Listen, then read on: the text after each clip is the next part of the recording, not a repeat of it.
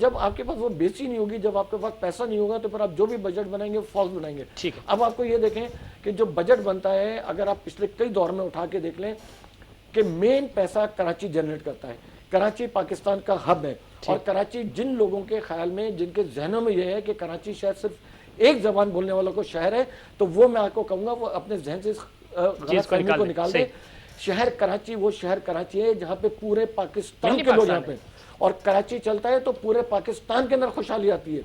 آپ پنجاب کے گاؤں میں دیہاتوں میں چلے جائیں, آپ کے پی کے گاؤں دیہاتوں میں چلے جائیں, آپ سندھ کے اربن ایریاز میں چلے جائیں, ان تمام جگہوں پہ جو خوشحالی آئے گی نا, وہ صرف اور صرف کراچی سے آئے گی. اور اگر جس دن آپ نے کراچی کو فوکس کر لیا, جس دن آپ نے فیصل آباد کے بزنس مینوں کو فوکس کر لیا, اور جس دن آپ بجٹ لے کے آگئے بزنس مین فرینڈ یا انڈسٹریل فرینڈ بجٹ آپ لے کے آگئے, آپ بلیو کریں کہ پاکستان کی معیشت اس طرح جائے گی. ٹھیک ہے, بالکل بہت اچھی بات ہے. لیکن ایک پرسیپشن ہے, مسلم لیگ نون کا یہ پرسیپشن رہا ان کے بارے میں, یہ تو ہمیشہ بزنس مینوں کو سپورٹ کرتی ہے.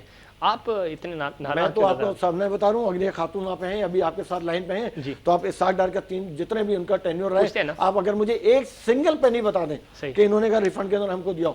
اگر گورنمنٹ بقول ان کے کہ جی ہماری گورنمنٹ بہت اچھی چل رہی تھی, اگر آپ کی گورنمنٹ بہت اچھی چل رہی تھی, اگر آپ کے پاس بہت پیسہ تھا, آپ بہت مستحکم تھے, تو آپ ہمارے پیسے ہم کو لوٹا دیتے ہیں. ٹھیک ہے, اور مانیں گے, میں آپ کو ایک بات اور بتاؤں کہ ہماری ایکسپورٹ کو ڈکلائن کرنے کے اندر ان کا بہت بڑا کردار کیسے رہا, کہ جب آپ صنعت کاروں کا 3.5 بلین روپیز پھنسا لیں گے, تو ہر آدمی نے اپنی ایکسپورٹ بند کر دی. وہ کہتے تھے یار اگر میں آج ایکسپورٹ کروں گا تو میری کمائی تو 5% ہے, اور 10% تو میں جو میرے ریفنڈ بنتے ہیں وہ میرا گورنمنٹ روک لیتی ہے. تو وہ کہتے ہیں کہ 5% تو میری جب سے جانا شروع ہو گیا نا, تو لوگوں نے اپنی انڈسٹری سے پیسہ نکال کے ریل اسٹیٹ کے اندر لگا دیا. ٹھیک ہے, سمینہ مطلوب صاحبہ, گفتگو آپ نے سنی راشد احمد صدیقی صاحب کی. وہ یہ کہہ رہے ہیں کہ سب سے بڑا جو ایشو تھا 3.5 بلین ریفنڈز تھے, وہ ہمیں نہیں ملے آپ کے دور میں, جو کہ اسحاق ڈار صاحب نے وعدہ بھی کیا تھا, لیکن جب وہ وزیر خزانہ بنے تو بالکل بھی نہیں ہے. ان کو FPCCI میں بلایا گیا, کراچی چیمبر آف کامرس میں بلایا گیا, وعدے دعوے ضرور ہوئے, لیکن ان پہ عمل درآمد نہیں ہو سکا. میں ان کی بات کو سن رہی ہوں, لیکن یہ اپنی ذاتی بات کر رہے ہیں. پورے کراچی کی بات ہو رہی ہے, پورے ملک کی بات ہو رہی ہے. میں آپ کو ایک بات اور بتا دوں کہ میں اپنی ذاتی بات نہیں کر رہا. ہمارے بزنس کے لیڈر ہیں ایس ایم منیر صاحب, جو پورے پاکستان کے لیڈر ہیں, انہوں نے اسحاق ڈار سے کم 15-20 دفعہ میرے سامنے ریکویسٹ کری ہے. ٹھیک جی, سمینہ صاحبہ, میں کہہ رہی ہوں ہمارے دور میں, مسلم لیگ نون کے دور میں امپورٹ ایکسپورٹ ہمارا ٹیکس بہترین تھا. آپ یہ تو نہ کہیں ٹیکسوں کے بغیر بھی کبھی کنٹری چلتے ہیں, امپورٹ اور ایکسپورٹ کے بغیر بھی کنٹری چلتے ہیں. آپ اپنی انڈیویجویلٹی اگر آپ 22 کروڑ کی عوام کو امپورٹ اور ایکسپورٹ کے بغیر ملک چلا سکتی ہیں, تو اگر آپ مجھے کوئی دنیا کا ایسا ملک بتا دیں جو 22 کروڑ کا ملک ہو جو ایکسپورٹ کے بغیر چل سکتا ہو. ہم رو رہے تھے, بالکل کوئی بھی نہیں رو رہا تھا, تمام بزنس مین سیٹسفائڈ تھے, ہر بندہ مطمئن تھا اور لگن کے ساتھ کام کر رہا تھا. ملک ترقی کی کے ٹریک پہ چلا ہوا تھا. آپ کیسی بات کرتے ہیں؟ اگر آپ ریئلٹی کو محسوس ہی نہیں کریں گے تو پھر اس ملک کے میں خاص ترقی ہونی ہے. مجھے یہ بتائیں, جب آپ محسوس ہی نہیں کر رہے کہ بھی ہمارا ملک اب کس نہج پہ ہے 3 سالوں سے, اور پہلے ہم کس لیول پہ پہنچ رہے تھے, تو آپ کو ہم کیا کہہ سکتے ہیں؟ آپ کو خود فرق محسوس ہونا چاہیے. آپ لوگوں کو ریئلٹی بتایا کریں. آپ اپنی انڈیویجول نہیں ہے. سمینہ صاحبہ, راشد بھائی, وہ یہ سمجھ رہی ہیں کہ شاید یہ اپنی کسی کمپنی یا اپنے ادارے کی بات کر رہے ہیں. میرا کسی سیاسی جماعت سے کوئی تعلق نہیں ہے, اور نہ میں اپنی کمپنی کی بات کر رہا ہوں.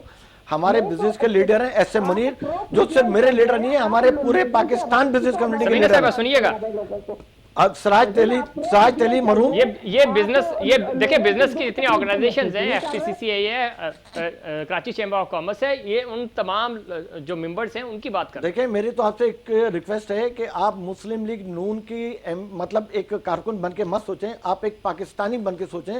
اور یہ دیکھیں کہ چاہے وہ مسلم لیگ نون ہو, چاہے وہ ایکس وائی کوئی بھی جماعت ہو, آپ آج پہلے پاکستانی بن کے سوچیں کہ پاکستان کو کیسے اور کن کن حالات کے اندر نقصان پہنچائے گا. اور میں تو آپ کو بڑے तवज्जुह से कह रहा हूँ, आप जाके इंटरनेट पे चेक कर लें, मेरे पर्सनल भी अगर आप कहेंगे अपना नंबर देंगे मैं आपको व्हाट्सअप कर दूंगा कि मैंने पीटीवी बैठ के भी जब इसहाक डार गवर्नमेंट में थे उस वक्त भी आप ही का टीवी होता था, गवर्नमेंट का टीवी होता था, मैंने उस वक्त भी इसहाक डार को ये कहा था कि इसहाक डार हमारे साथ वो कर रहे हैं जो रॉल के एजेंटों ने हमारे साथ नहीं करा है।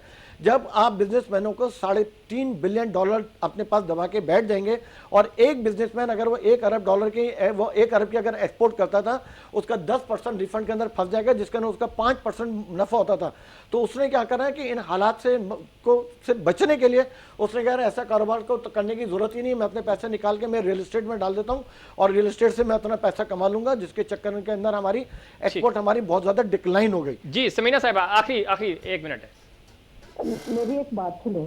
जी जी। सबसे पहले तो मुझे ये मैं पाकिस्तानी हूँ, मैं अपने अवाम का नुमाइंदा हूँ, मैं लोगों के सोच के मुताबिक बात नहीं करूंगी तो कौन करेगा? ये अवामी नुमाइंदा तो है नहीं, ये अपनी ओपिनियन आपको दे रहे हैं, अपना तजर्बा पेश कर रहे हैं, मैं अवाम की सोच की बात करूंगी।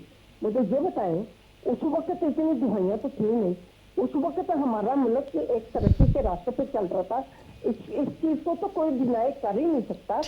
और हमारी इतनी महंगाई भी आखिर कुछ अब तो इन्वेस्टर भी नहीं मिल रहे आपको, आप इंपोर्ट एक्सपोर्ट की अपनी रकम की बात कर रहे हैं, उस वक्त इन्वेस्टर थे शौक से आके आखिर उन्हें कोई बेनिफिट। ठीक है, बहुत शुक्रिया समीना मतलूब साहबा, आपका पॉइंट ऑफ व्यू आ गया, आपने प्रोग्राम में वक्त दिया। जनाब राशिद अहमद सिद्दीकी साहब, आपका बहुत शुक्रिया।